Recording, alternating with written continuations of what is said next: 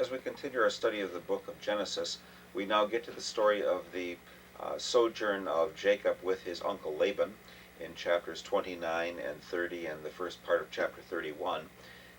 Remember, as we left Jacob with the last lesson, he was at Bethel. He was fleeing. He had seen the angels of God, and he had this promise from God that he was going to be delivered, and God would watch over him, and he would someday come back to the place where he had come from.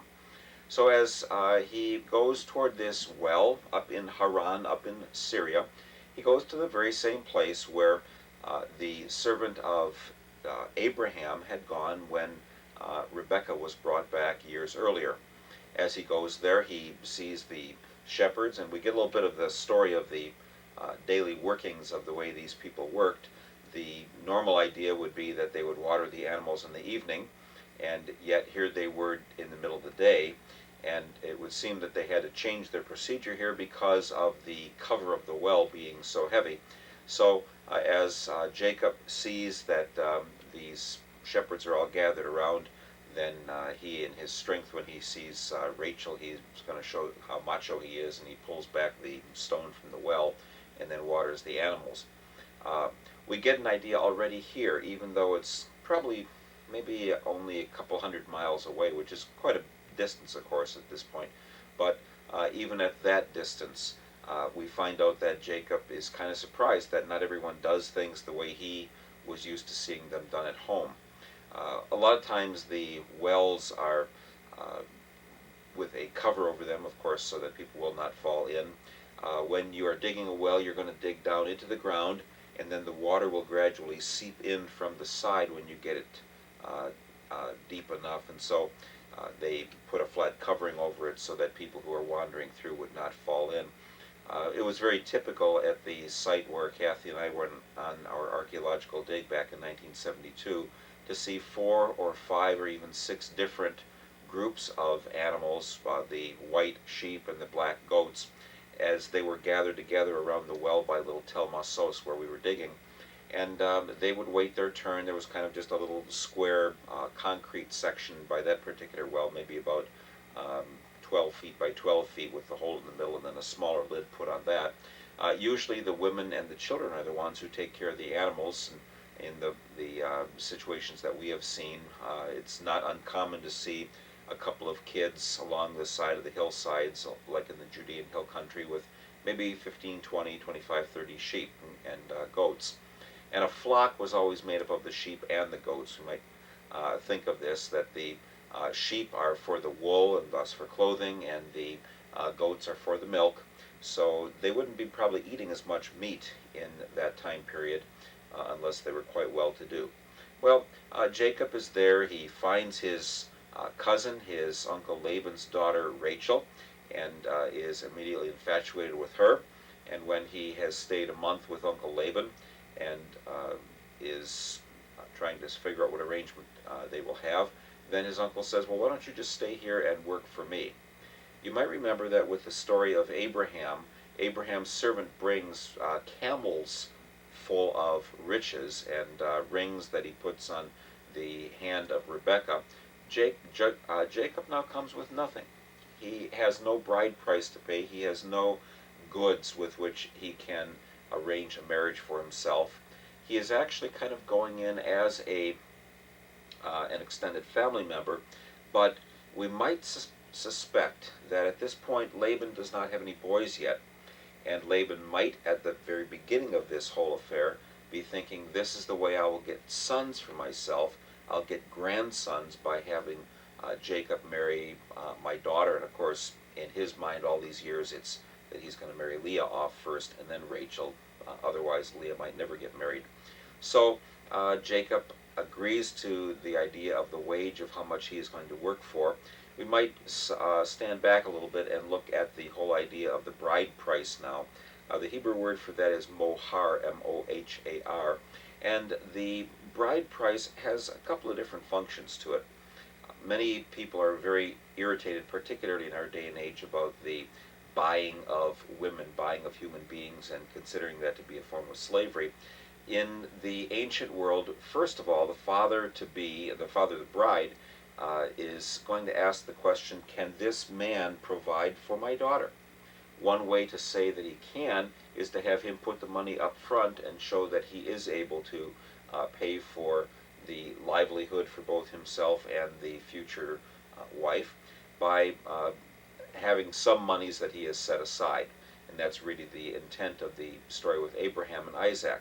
But the other part of what goes on here is that when there is this purchase arrangement, that doesn't necessarily mean that the girl never gets any benefit from that money. The whole story, as I've told it in class at times, led me to be quite surprised one time, quite a few years ago now, when one of my Hmong students came up after class and said, well, you know, I was bought. And the idea of a purchase price, in her situation, she said it was something like $7,000 that her husband had saved up to give to her parents, and then another $6,000 for the wedding. So either by purchase, or by earning, or by borrowing from family members, a young man will provide this money to his future in-laws. But this young lady said, and we detect it way back these many thousand years ago in the text, this young lady said that her parents would keep that money, and then if the marriage went well, then they would give that money back. We notice in the story about Leah and Rachel that they complain, our father has spent the money. He is giving away our bride price. So instead of having the money in advance, Jacob is really kind of earning his way in to the family. Some would suggest that if he was going to leave, then he ought to leave with absolutely nothing. He came with nothing, and what he was really getting was simply the chance to have a family, but he had no rights to take that family with him. So there's a little bit of question about exactly all of what the procedures are, but we're right within the realm of the Near Eastern ways of dealing with family life. Jacob is willing to work, first of all, for the 7 years for Rachel, and he says that she's very beautiful and that Leah is not as attractive. We might ask the question, well, how old were the girls at this time? And one needs to, again, put two and two together here and make some strong inferences. But the fact that he has to work 7 years for Rachel, one would assume that Rachel, maybe when Jacob got there, was maybe only 6, 7, 8 years old. In other words, she is at an age where it's going to be several years before she is even going to be able to bear children. And we can get this idea because once the trade is made and Leah is given, he doesn't have to work 7 more years before he gets Rachel. He only works 1 more week, or he waits that week for the bridal ceremonies with Leah, and then he's given Rachel, and so he works 7 years on the front end for Rachel, gets Leah, and then he marries Rachel a week later, and then on the other end he works another 7 years. That's not as troublesome for people who read the text as the fact that there is bigamy going on, and not only that, but that there are also servant girls, Zilpah, who is given to Leah, and Bilhah, who is given to Rachel. And the best I can come up with at this point is God says, I work through the various customs of the various peoples. Everyone has ways in which they do things that I do not approve of. So the Bible is not some sort of a record where just because it's in the Bible, then it must be okay with God. God gets nothing but sinners to work with, and thus he is going to, I don't know if the right word is tolerate or put up with or love them in spite of what they are doing. The relationship with Isaac and Rebekah, we're told only that he took her into his own tent and was comforted for the death of his mother. So we don't really know exactly what to make of all these arrangements. It was common in the ancient world that if a man died, that another near relative would take the man's wife if he died childless, and that wife then, the first child she bore, would in essence be the one who would inherit the woman's husband's property, even though it might be a cousin or a younger brother who would have actually gotten her pregnant. So there was a strong emphasis on keeping the gifts of inheritance within the family, And we notice also here with the Rachel story that when she sees that she's not bearing children, that she gives her servant girl to Jacob, and Bilhah bears two children. And the phrase again is bearing the child on Rachel's knees.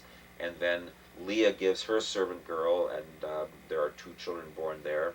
And then Leah herself, who had borne the first four, Reuben and Simeon and Levi and Judah, has two more children. We have this little story about the mandrakes that Reuben found, some sort of aphrodisiac that was supposed to guarantee good success in having children.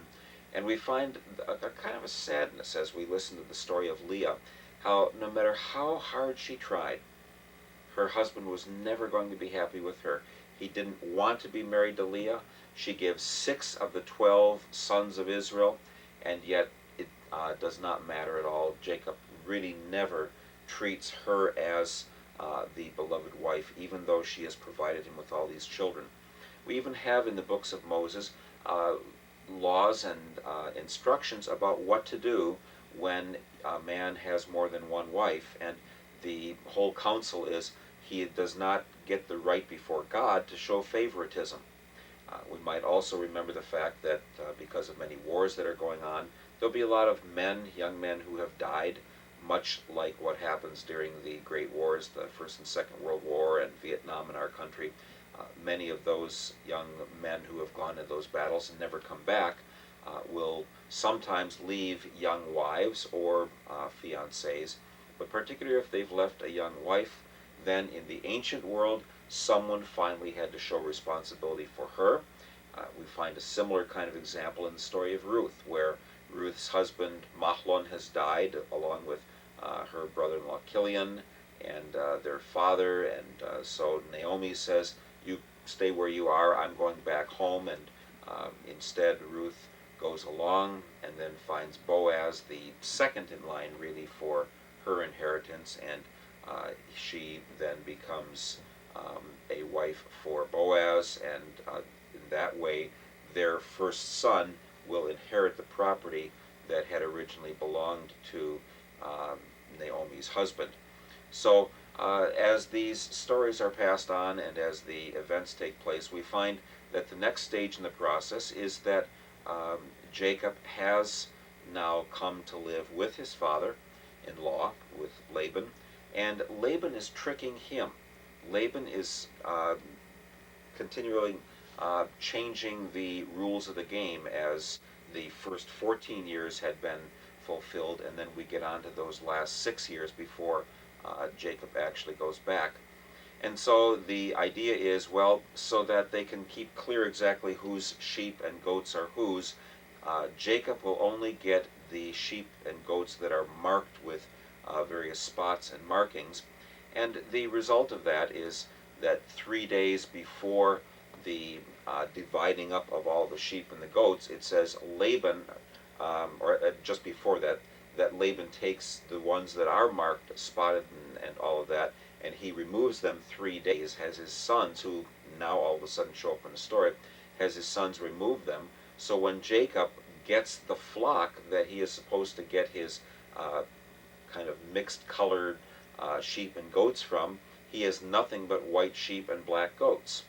And another thing that bothers people as they read these stories, the whole thing about the fact that Jacob takes these sticks and he strips the bark off, and you can see the little dots and marks, and it says that he puts those in front of the sheep when they are in heat, and that's why they bear these spotted colored animals, and that he only does that with the real strong ones, and the weak ones he doesn't do that, and so his flocks get stronger and Laban's flocks get weaker. The real intent of it, of course, is that Jacob probably did, in his own mind, think that's how it would happen, but God, of course, was simply blessing him, and even in ancient times they may have sort of sat back and kind of laughed a bit and said, yeah, that's how he thought it was working, but it was really God who was giving the blessing. So Jacob is 20 years with his father-in-law Laban. Remember that he will come back yet and bury his own father Isaac.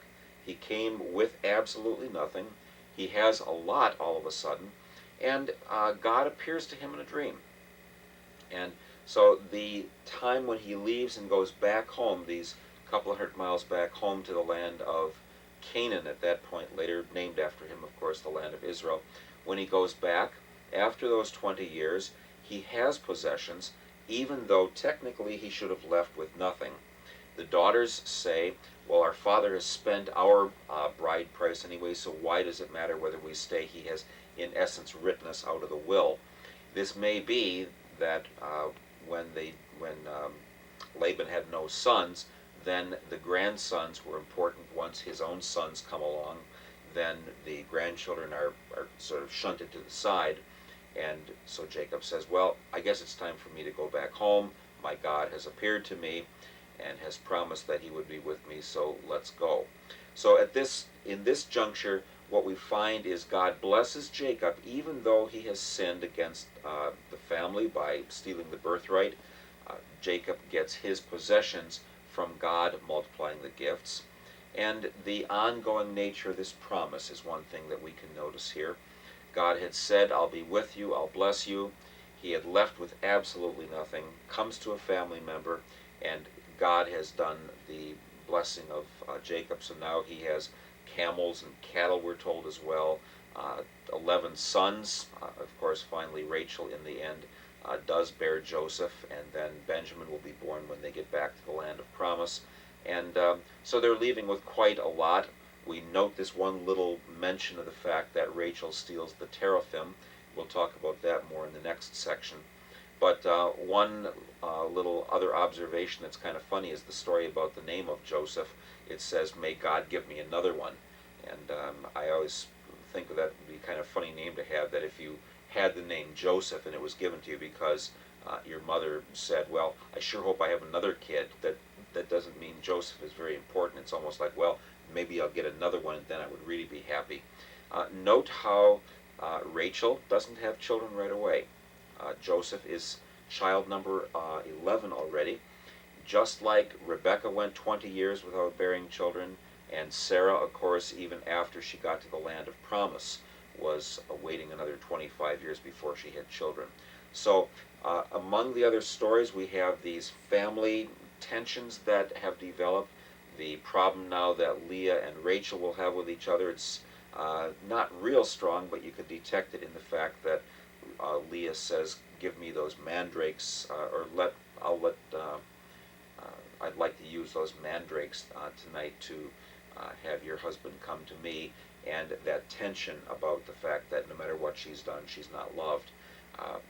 There is a phrase in this section that Jacob loved Rachel and hated Leah. We might get a better sense of this, that it's not really a love-hate every time those words are used, but had a preference for and was not so drawn to. And the nuance of the language here is very important as well. The overarching theme, of course, is God says, I'll be with you, I'll bless you, and we see the blessings just kind of mushroom. What God had promised to Jacob, that he would go back to the land as a rich man, is now taking place. What happens after this, then, will be the tensions as he goes back, and the questions in the rest of the book about who will be his descendant, who will take over and serve him. So thank you as you continue to be involved in the Bible study. I realize there are a lot of questions about society that we cannot resolve in terms of how do we use the Bible for today, but maybe it ought to give us caution not to be too quick to say we have to have just this one way of doing everything. We certainly know that if it's in the Bible, that doesn't mean it's right, but it may be indeed that something is there that God says in that time that was the best way for the people to survive. I thank you for your continued study and interest, and God's blessings to you as he continues to shed his blessings and put his power on you as well. Thank you very much.